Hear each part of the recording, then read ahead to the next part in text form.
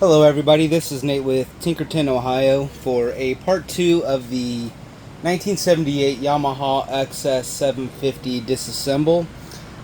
Today I'm going to see what it takes to get the rear blinkers removed, and there's a two-part fender. We took the chrome portion of the fender off in part 1, where it was just held in by a screw on each side and then a pin that goes through here to kind of create a hinge. I'm not sure what it takes to get this one off. It looks like a couple bolts on each side and potentially some more further later on.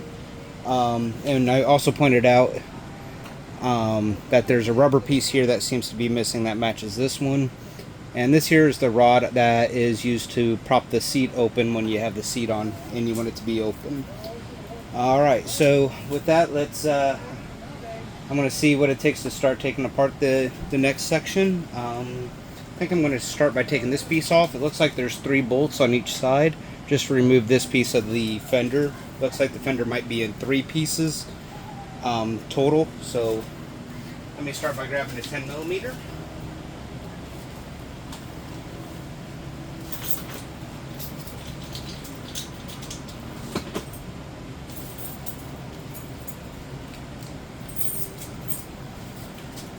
After I grab the keys for the toolbox. Alright, so I got my 10mm. Now I did pre-squirt these bolts with some WD-40 or penetrating oil. Can't tell as much. It looks like more surface rust on this side, but on the underside it does appear that there's quite a bit of corrosion.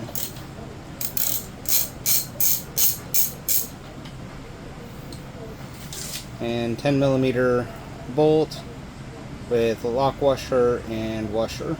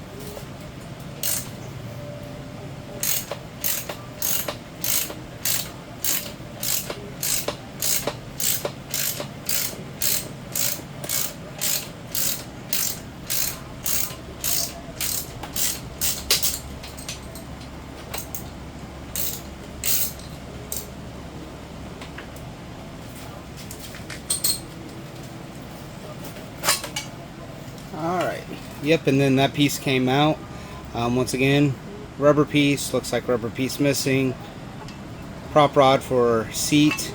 And then the 3 bolts that I just took off on each side have the nuts built into them on the back side of this piece.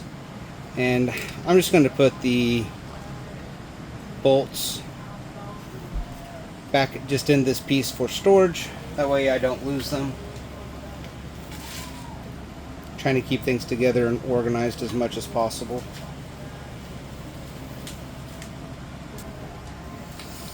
Alright, next I'm going to look at taking off these turn signals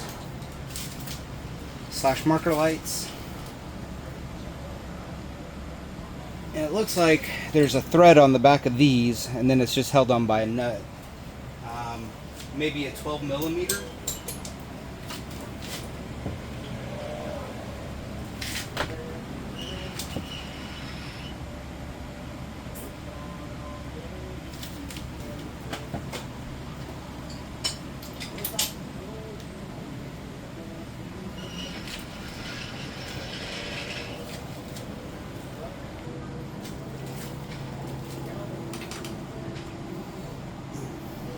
Yes, it is a 12 millimeter.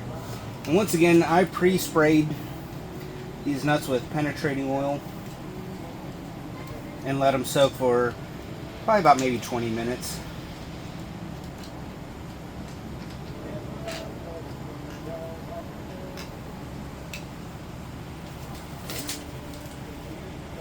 Alright. So the way it's set up is there's two wires that goes to the light. One is just put to like a flat washer, so it's kind of used as a washer for the nut while also acting as the ground. And then there's a larger washer behind it while the wire goes into the threads and up into the light. And not exactly sure how that comes off there, but I'm going to end up cutting that because I'm going to put different lights on anyway. And I'm also planning on doing a lot of wiring harness work later.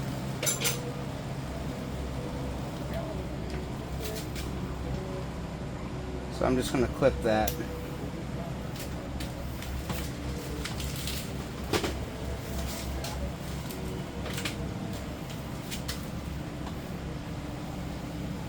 And so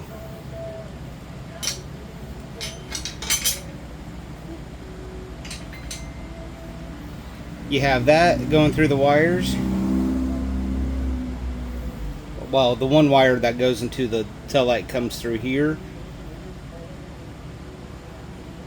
Then you have this that backs up to that. That acts as your ground. And then the nut was slid onto the other wire and just backs up against there. And then this screws onto the thread on the back of your light.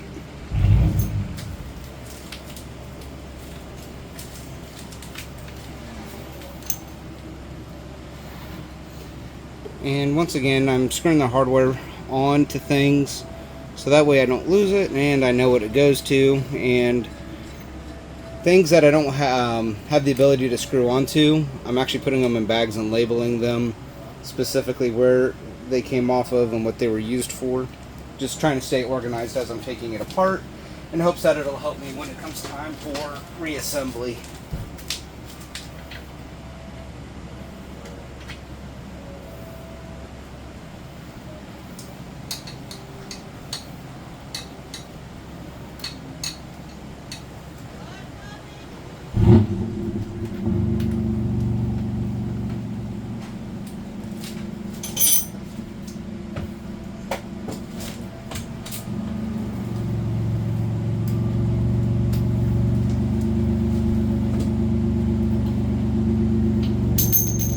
And it's the exact same setup on the other side.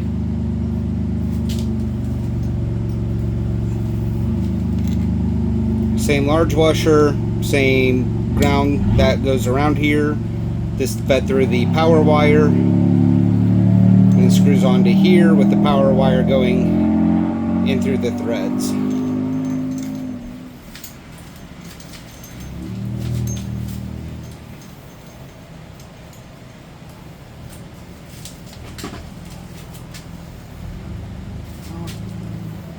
Next, I'm going to work on getting the wiring removed from the third part of the fender. It's just kind of plastic clipped on there.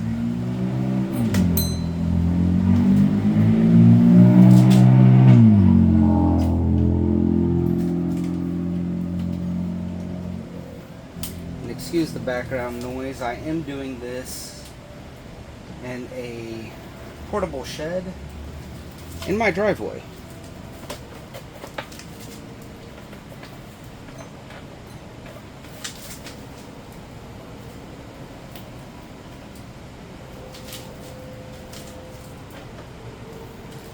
So I'm just using a screwdriver to pry some of these wiring clips open.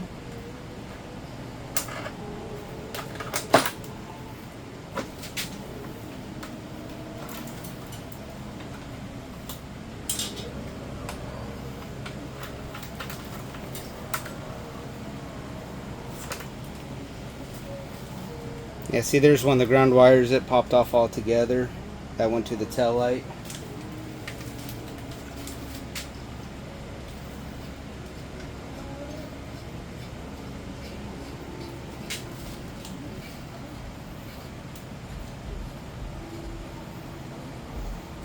I do have a feeling later on I'll have to do a wiring harness rebuild. Just because there's a lot of corrosion, a lot of the connections, a lot of the plastic is brittle. There's even some severed wires. Like I said, this was a barn find, and lots of evidence of that. Alright, so here on the other side, here's the two wires that go to the left tail light turn signal. Comes out of the wiring harness. Right here, and there's kind of these splice connectors. There's another splice connector over there where one popped off. Pretty sure that's the ground wire for the tail lights. Actually, I think that's just how you're supposed to unplug the tail light instead of clipping it like I did.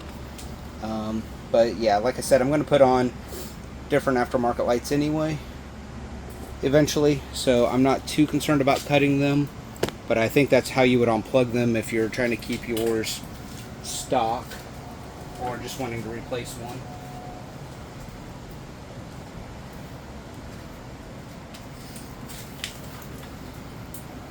Now, I'm not trying to undo too much wiring just yet because I want to label connections on the harness before I start really removing that. I'm just trying to free up this other fender piece in hopes that we can get it to slide out.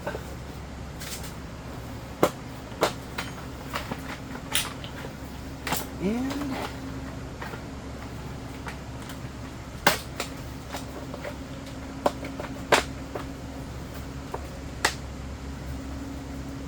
if it'll slide out.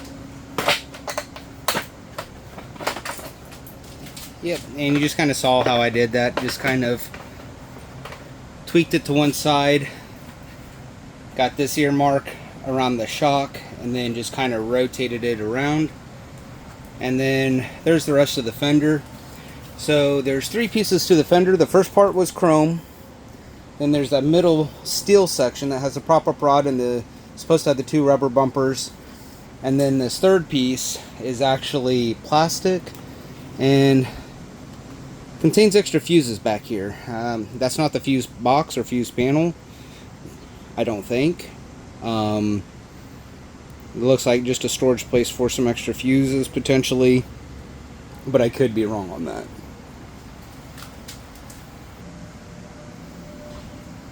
Alright, next we have the battery basket. Now the battery basket's not connected to anything, kind of how I got it. It's already loose, and I'm going to just see if I can find a way to finagle it out of its home.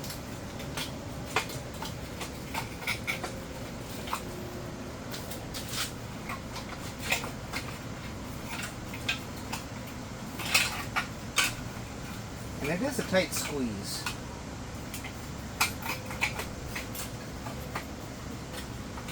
Just trying to find a way to manipulate it out. It seems like every time I try something, there's one little tab on something that likes to stick up and kind of block it.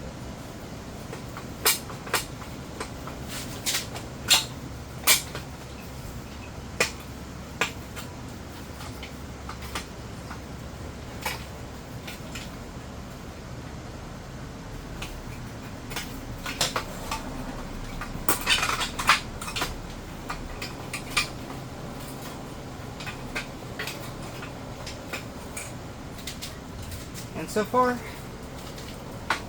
the battery cage it's winning.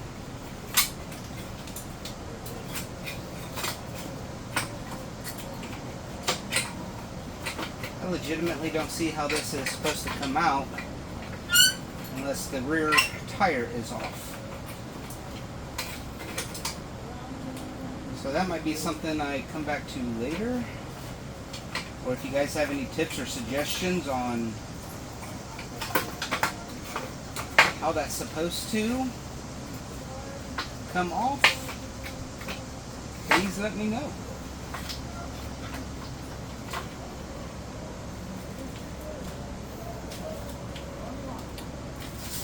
We'll come back to the battery cage later.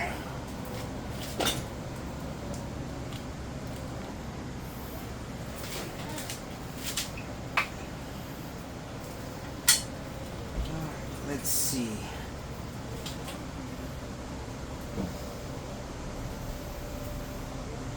I'm just kind of looking to see what else we can take off. That's relatively easy so far.